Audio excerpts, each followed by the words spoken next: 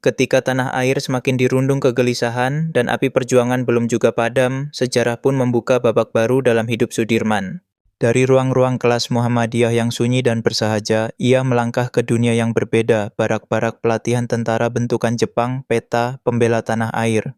Banyak orang menganggap peta sekadar alat penjajahan.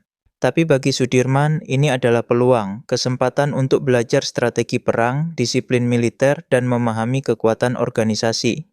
Bukan untuk melayani penjajah, melainkan sebagai bekal ketika saatnya tiba, saat rakyat Indonesia mengambil takdirnya sendiri. Dan Sudirman, tanpa riuh sorak-sorai, mulai membentuk citra pemimpin sejati di tengah para pemuda yang juga haus akan kemerdekaan. Di barak latihan Bogor, Sudirman bukan lulusan terbaik dari sisi teknik militer, tapi ia dengan cepat dikenal karena integritasnya, kedisiplinannya, dan kemampuannya menyatukan barisan. Ia bukan orang yang banyak bicara, tapi ketika berbicara, semua mendengar. Ia tidak banyak memerintah tapi semua patuh. Ketika Jepang kalah dan Indonesia memproklamasikan kemerdekaannya pada 17 Agustus 1945, kekosongan kekuasaan menciptakan kekacauan. Para pemuda mengambil senjata, tentara-tentara peta terpecah. Namun, Sudirman tampil sebagai sosok penentu. Ia membawa ketenangan di tengah badai, mempersatukan pasukan bekas peta di Purwokerto, lalu secara mandiri mengorganisasi mereka menjadi cikal bakal Tentara Keamanan Rakyat, cikal bakal TNI hari ini. Tak lama kemudian ia memimpin pasukan dalam pertempuran besar pertamanya, Pertempuran Ambarawa. Pasukan sekutu dan Nica Belanda masuk dengan dalih melucuti tentara Jepang, tapi kenyataannya mereka ingin kembali menjajah. Disitulah kepemimpinan Sudirman diuji. Dengan kondisi pasukan yang minim senjata dan tak punya pengalaman perang skala besar, ia justru memanfaatkan taktik gerilya, membagi pasukan menjadi kelompok-kelompok kecil dan menyerang dengan ketepatan serta keberanian luar biasa. Hasilnya, pasukan musuh dipukul mundur, Ambarawa direbut kembali, rakyat bersorak. Pemerintah mengakui jasanya.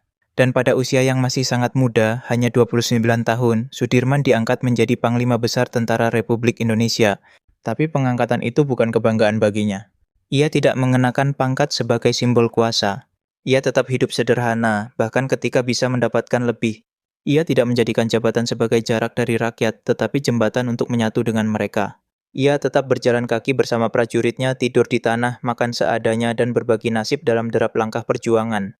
Ketika Belanda kembali menyerbu melalui agresi militer II, pemerintah terpaksa hijrah dari Yogyakarta. Banyak tokoh memilih bersembunyi, tapi tidak dengan Sudirman. Meski paru-parunya rusak, tubuhnya lemah, dan dokter memintanya istirahat, ia tetap bersikeras memimpin pasukannya.